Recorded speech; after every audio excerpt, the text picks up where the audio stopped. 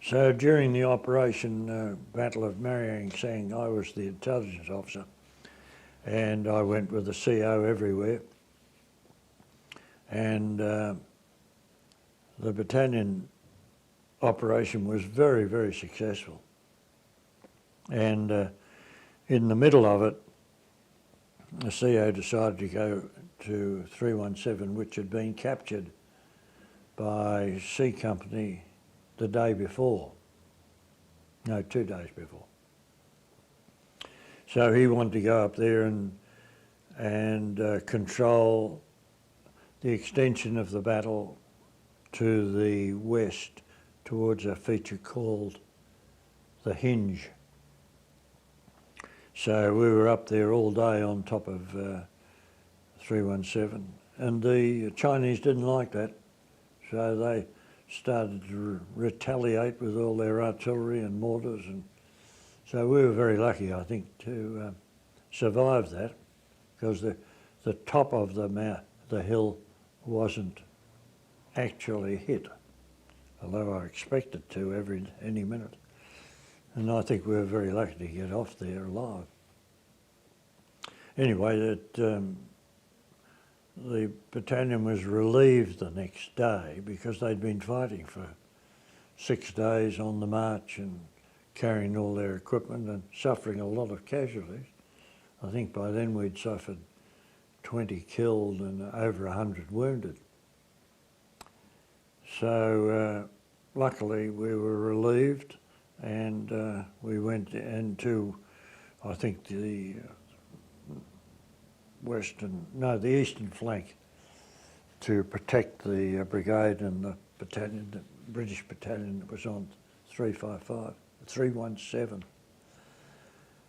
And a couple of weeks later, the Chinese attacked and recaptured 317, which was a bit of a demoralising factor after what we had been through and what all the casualties we'd suffered. But the CO was called to divisional headquarters and awarded an immediate Distinguished Service Order, which we were all very thrilled about. And of course he eventually became the Chief of the Defence Force as General Sir Frank Hassett. Great man, everybody loved him.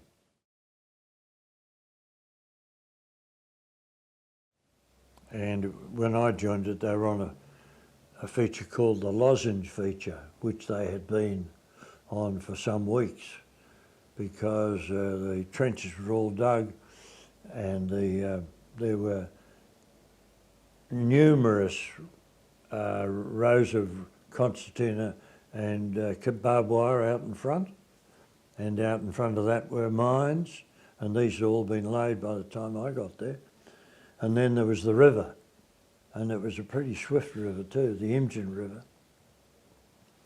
We did do a battalion reconnaissance in force across the river on one occasion, and it started to rain.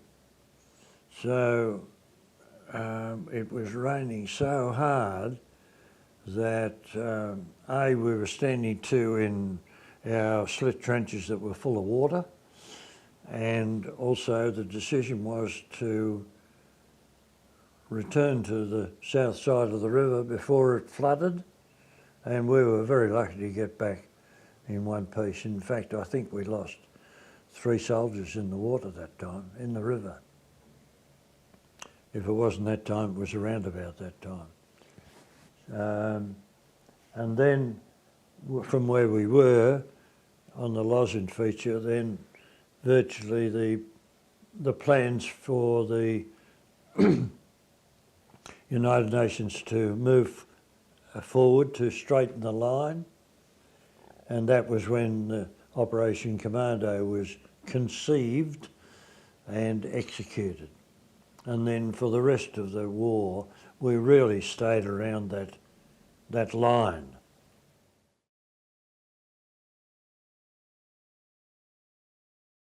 Well, as the anti-tank platoon, I was just in a static position.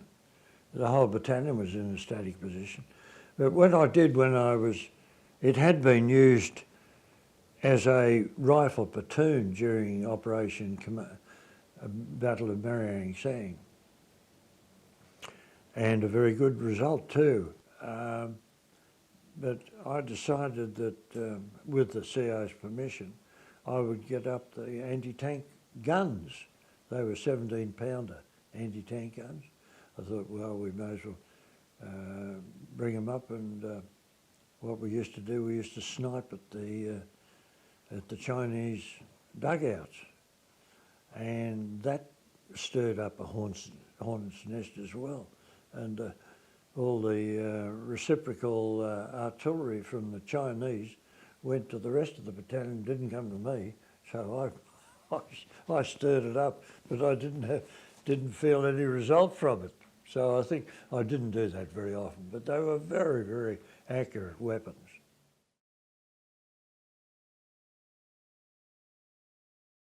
I've written a chapter on the difference between Korea and Vietnam, and the big difference was the use of helicopters in Vietnam.